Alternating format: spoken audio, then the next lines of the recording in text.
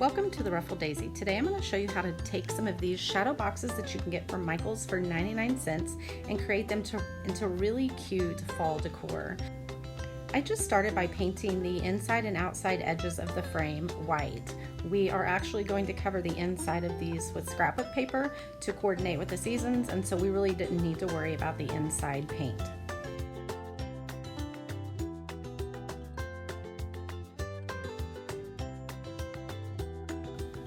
To cover the inside with scrapbook paper, we are simply tracing each design onto the scrapbook paper that we want.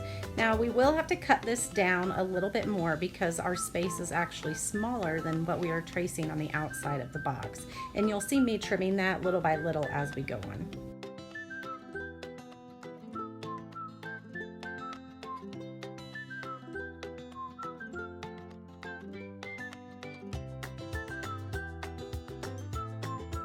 Once you have your paper trimmed to size, you're going to want to adhere it with just a little bit of Mod Podge.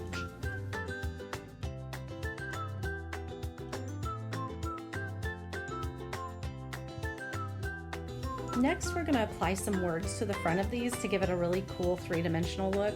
I got these wooden cutouts from Hobby Lobby. They came in a set of 6 and there were 2 of each design.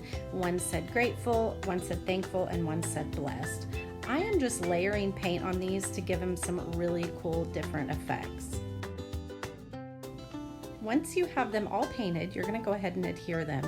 You need to be really careful with this part, and when you pack them, make sure you pack them away for the year. Just protect them because these wood letters can break very easily.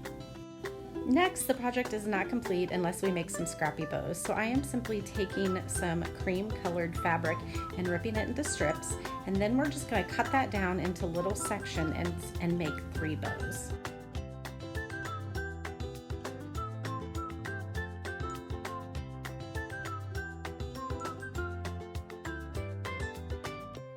To create the bows, I am simply crisscrossing my strips of fabric across a piece of twine and just layering it on. The more you have, the more scrappy your bow is going to be. And then once you have it all together, you can trim it up so it looks even. Now it's time to adhere the bows and finish this project. This was a project that is really budget friendly and super easy to do that really anyone can create. Now we're going to use my favorite technique of using the dollar store tool that I have, or you can use a plastic knife to adhere paint to the edge of your piece. This really just takes pieces to the next level and just gives it some really cool character. I hope you guys loved this project and try it yourselves.